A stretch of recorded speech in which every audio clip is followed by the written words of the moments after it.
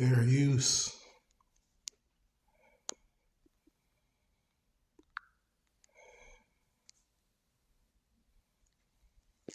What we're witnessing right now is the fact that, Israeli Prime Minister Netanyahu said the other day he's been waiting 40 years to launch this attack. And he finally found an American president in Donald Trump who was stupid enough and reckless enough to do it. The Trump administration has no plan. They've never had a plan. Their rationales shift day to day. They have no end game. What we're witnessing here is an administration that has put American lives at risk. We've lost 7 service members, many more wounded, many civilians killed, Iranian civilians, including school kids. And they can't tell the American people what this is all about. This is making our country less safe. They've taken the lid off Pandora's box and unleashed forces that they have no plan to deal with. The Iranian government wants to be paid for all the damages that the United States and Israel have done. So the Strait of Hormuz will be closed for some time until some sort of an economic, financial solution is achieved. The days of everybody enjoying cheap oil and Iranians suffering under sanctions, those are over. The new leadership in Iran is not going to accept that type of setting.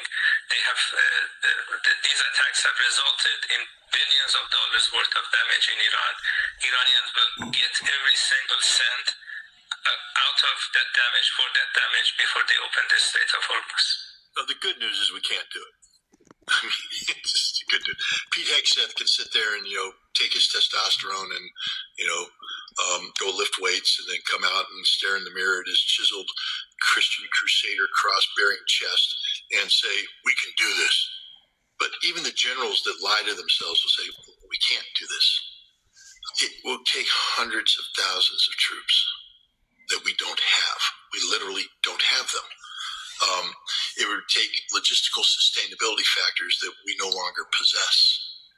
And it would take a geopolitical reality that has long since passed. We deployed 750,000 troops into the Gulf during Desert Storm. But we did so because the Iraqis didn't oppose our positioning of the troops. We landed at ports that were not under attack. We landed at airports that weren't under attack. We were able to assemble without any opposition and then move up to the battlefront and shape our forces without being maintained. If we try to land anywhere, those airfields will be struck by Iranian drones and missiles. There's no place in the Middle East Iran can't strike, and they've proven that point. There's no port they can't shut down. And how do we get in? I mean, we'd have to go through the Strait of Hormuz. We'd be sunk. Or we have to land our troops, in Israel, move them to Jordan, and then assemble them in Western Iraq, build a logistics base in Western Iraq, which would be hit by Iranian missiles, and then seek to project power through Iraq while the Iraqi people were sitting there letting this happen? No.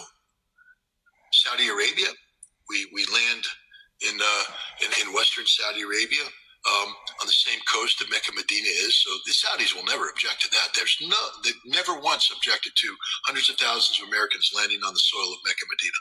And then we're supposed to build up, and then what? We go through Kuwait into Iran. The Iraqis tried that once. You sort of punch into a vase, and then you punch into this empty bag, and then you get trapped, sucked in, and you die. And I've talked about this till I'm blue in the face, and I'll say it again, but because people need to understand, war doesn't just happen. It just doesn't just happen. It is an art. It is a science.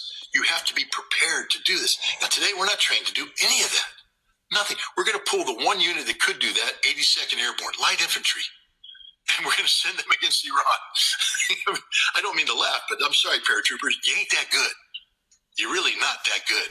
You can bench press 315 pounds, but you sure as hell can't fight the Iranians on the ground in Iran. They will wipe you out to a man because you've got no sustainability.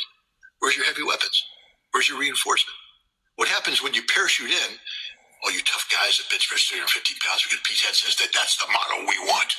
And you run out of ammunition. And now you're in the middle of Iran, out of ammunition, and the Iranians are coming out of the woodwork, you're going to die.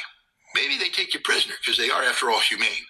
So they might take you prisoner. They might not, though, because you've been blowing up their homes, killing their mothers, killing their sisters, killing their brothers, killing their cousins. They might just shoot you on the spot. That's what will happen if we send ground forces in there. We have no chance whatsoever to defeat the Iranians at all. They've been preparing for this fight for 20 years. For 20 years, they've been preparing for this fight. So there will be no ground forces going in. That's just Donald Trump and Pete Hegseth snorting cocaine, smoking dope, or whatever, psychotropic drug they're taking to fantasize this war game that they're playing in their heads. We will not send ground troops into Iraq because we can't.